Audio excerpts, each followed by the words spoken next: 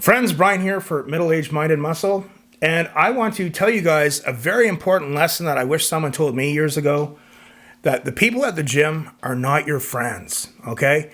Now, I've talked about this somewhat in past videos, but we're going to talk about it a little bit more in depth. I'm still going to be careful with what I say, but I just want to pass on enough knowledge to help you guys out and for you guys to avoid a lot of headache, heartache, and maybe even financial loss. I used to be a sucker. I used to be a sucker for people with sob stories who could manipulate, guilt trip, and this did not do me any favors, okay? Now, as you guys probably know if you're watching my channel, I avoid all negativity. I live a relatively secluded life. I'm happy with my partner, our dog, a few friends, some family, cool. I can't deal with drama. I can't deal with negativity. I can't deal with BS. I'm 50. I'm on the clock. I just don't have time for the shit anymore. But I'm going to go back to a time just 10 years ago, okay? So I was 10 years ago, well, hell, I was 40. And at some point, I started getting back into working out a bit, okay? And I was very naive. And for whatever reason, in my 40s, it just seemed like I had a flood of people with personality disorders come into my life. Narcissistic personality disorder, borderline personality disorder, antisocial personality disorder. And most of that came from the gyms I was going to. The problem with gyms is that you have such a wide demographic of people. You have doctors, lawyers, businessmen, reputable people. But then you can kind of go down the chain, and then all of a sudden you have people that have a lot of problems, predators, bottom of the barrel people, so to speak. And when you start associating with that, you're going to have problems because people who have problems will try to make their problems your problems. I am a living testament to that. So I'm going to just give you guys a few basic examples. And I'm still kind of reeling from being told by a social media app that my body transformation, which I'm not finished yet, I'm 7 months into it. I lost 70 pounds in 7 months, that it was not possible, not likely, and it would make people feel bad about their bodies. I can tell you, one of the things that I've done this time around to have so much success, no, it's not taking a needle full of Tren, although I admit that I am on TRT. I have nothing to do with any negativity, and I avoid negativity, toxic people, and drama like the plague. We'll get into it a little bit. So, gym owners, okay? Now, I also want to start by saying that I've met a lot of really good people in gyms and have some worthwhile friendships from gyms to this day. Let's start with gym owners, okay? I'm going to say 10 years ago, I was naive. I went to a little mom and pop gym in this town I lived in, and one of the owners started coming around. He started talking to me a lot. He started asking me a lot of questions. He started sniffing around. Looking back, I can understand what he was doing. But you know, if someone has a business and it's going really good, they're not going to ask you to come on board and be part of it. Basically, in a sense, what people are doing is they're pulling you into their mess. If you go to a commercial gym, whoever owns the gym, they're not going to be saying, Planet Fitness isn't going to be going, hey, Joe over in Raleigh, North Carolina, like, come on board, man. Come on in. Like, join this. I was very naive. And again, I don't want to get into this too much, but I was very naive. I started to feel the owners seemed like nice people. I started to think that they were my friends. And before I know it, I got involved in their business in a certain way. I became an investor in part of their gym. I bought some really good equipment, tried to promote a heavy lifting room. Before I knew it, I had people coming up to me saying, hey man, like there's 4 liens on this building. And I started to hear more and more about all these different things about them. Now, of course, you know, this happened many years ago. It was not a good point in my life. And it just amazed me at the depths of evil that people will go to. But they can say what they want. Believe me, they said a lot. But unfortunately, the legal documents and all the legal research, that shows you the truth. So it was a bit of a legal mess. It was a very hard time in my life, coupled with the fact that my father died during that time. And it just wasn't a good time in my life and probably cost overall a lot of money in damages. And it just, as a human being, it hurt me so much to know that I went out of my way to try and help these people, and I'm just on a long list of people they screwed over. And I had a lot of local business people come up to me and say, hey man, they owe me money too. Can we join this lawsuit? Can we join this? Can we join that? And I was just like, my God, like people out there, like it's just crazy. It's just crazy what people will do. So, you know, in the commercial gyms, you don't have to worry about it, but in the small mom and pop gyms, you know, in smaller towns, if they start sniffing around and asking questions and they start saying, hey, why don't you kind of join, you know, come on board and do this and that. Well, business can't be going that good. That's a warning sign. Just doing the video edit here. There's my signed picture from Rich Piana. If some gym owners approach you and they're super friendly, saying, hey, come on board, or hey, maybe we should do this or that.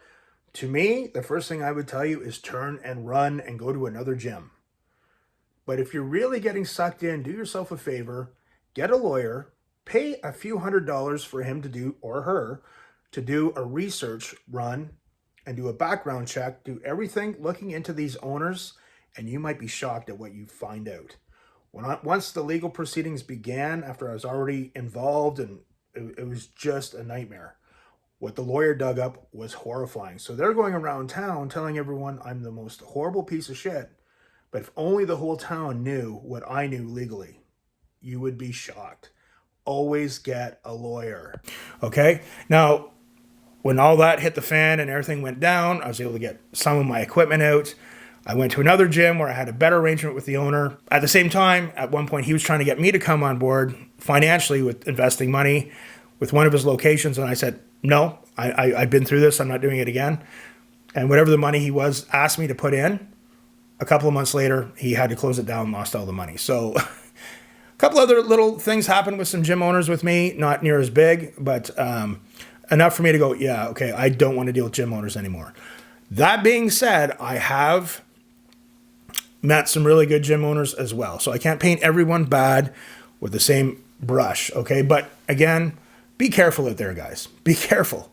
There's suckers out there and there's bad people, predators out there all the time. Next thing, training partners. Now, I told you guys a story a while back about the most toxic training partner I ever had. I'm not going to repeat that in this video, but I had a few different training partners to the gym I went to, and I kind of would hang around them because they had some ambition, they trained harder than other people. But sure enough, they would get into this thing where it's like, hey man, I see you got some protein in your gym bag. Do you mind if I have a scoop? Okay, cool, man, no problem. Can I have a scoop of the BCAAs too? Cool, no problem. And then that became a pattern every day. Then it was like, can you give me a drive to the gym? And then it was like, hey, you know what? I hate to bug you with this. Can you lend me $40 so I can get some groceries this week? I'm just going through a hard time. I'm going to lose my cell phone. Can you lend me $60 and I'll pay you back? And there's always sob stories. And, you kind of feel bad, but then before you know it, you get into this weird pattern of, it just doesn't end and it actually starts escalating. Like they're really trying to make their problems your problem. There's also people that'll come up to you and say, holy geez, you're strong, you're big. Do you know how I can get some gear? And they play that game with you. I have seen this many times. Another thing I'm going to touch on, I'm not going to get too much into, but I have had to come face to face with antisocial personality disorder, borderline personality disorder, and narcissistic personality disorder, very much so around gyms. Again, I'm not trying to pick on people who suffer from these conditions, but as a person who doesn't have them, you have a right to protect your sphere of life from all the havoc that they can cause. So I know firsthand the pitfalls of borderline personality disorder. In fact, I feel I've lost 2.5 years of my life to it. It was a very dark time, and you get overwhelmed trying to make someone else happy, trying to help them with their problems, and there's a lot of problems, the drama, the fighting. I was with someone who was a competitive lifter at that time. It was a very embarrassing and shameful time of my life. I'm like, man, I got involved in this at a very bad time. This is embarrassing. I hated going to the gym because of what I went through so much that it took me a while to get that love of going back to the gym again. I've seen narcissistic coaches, people that will message other members of the group behind their back, hit on other women with their partner right in the area. They would train with you, but then message your partner hitting on them very inappropriately, and then turn around and make you look like the bad person to everybody. People with these conditions, it always amazes me how their manipulation tactics, bullshit, and lies can always suck in really intelligent people. Me included. I actually think I have a little bit of a brain up there. But the sad thing is that when you lose friendships over it because they buy into their bullshit, all you can do is you can't say anything. You just have to shrug your shoulders and say, well, sooner or later, they'll figure it out just like I did.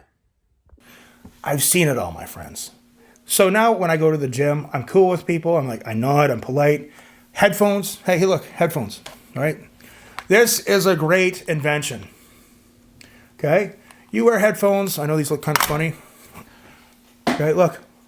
This is a secret, my friends. You put in your headphones. You go to the gym. You put your head down. If someone talks to you, just point your headphones and say, hey, man, I'm sorry. I'm in the middle of a workout. And that's that. One of the greatest inventions of all time, my friends. Headphones. So, again, there's wonderful people out there. But the problem with gyms is that the wide demographic of people, you're going to get all kinds of different people in there. And there are people that will seek you out if they think that you're a sucker. Believe me, I've seen it a million times. Now when I work out, again, getting back to my body transformation at 50 years old, one of the things we have when we age is wisdom.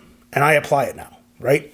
When I go to the gym, I'll tell you guys another story. When we had the second lockdown up here in Canada, I had a couple of male friends of mine, good people that I still like to this day, and they had home gyms.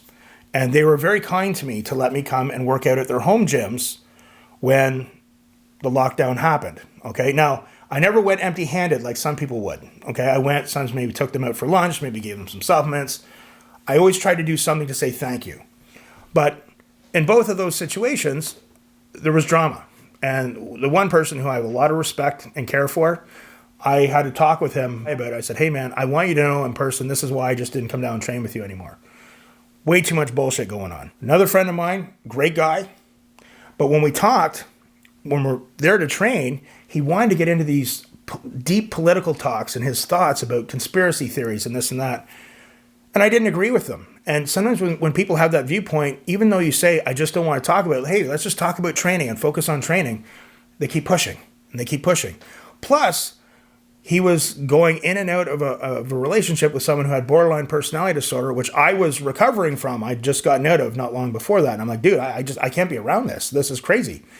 So, but wonderful human being. And, I wish nothing but the best for him. And, in the end, I think he took things kind of personally because I wouldn't go back and train. It's just like, if I can't sit down and just enjoy time with my friend and training,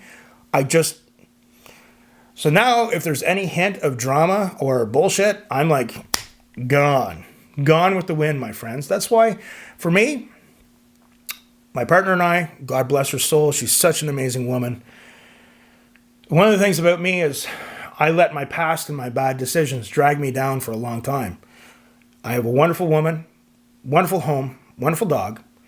She's amazing. She treated me so good, and she still does. It was hard for me to get used to as well because I wasn't used to being treated genuinely, lovingly. And, when I get up in the morning, I do my crazy videos that you guys see. She's up with me. She goes to the gym. She's like, man, let's do this together. But where we go, it's a small community gym, really up in the hills, up in the forest, and it's adequate. I have an arrangement with the owner. I have a bit of equipment there, and we go really early. Most of the time, we don't even see anybody. Once in a while, you get someone come in and early in the morning, whatever, but we really keep to ourselves. Now, I feel I'm getting back in shape. She's doing really good. Sometimes on a weekend, we'll go somewhere and train at a new gym just to get a different perspective, use some new equipment. But I've become very protective of my workouts. Your workout time is your workout time. So if you have a lot of drama and problems in your life, either at home, with your relationships, or even the people around you in your gym, and believe me, bullshit gets into almost every gym out there, folks. It's really hard to completely avoid it. For people that have been around the gym for a while, you'll get what I'm talking about. But again, I can't tell you enough. You want results, you have to keep your stress low. Don't get sucked into other people's bullshit. Don't have stress because of other people. The people at the gym are not your friends. I hope that helps, folks. Again, questions, comments, comment below. And remember, this is my therapy.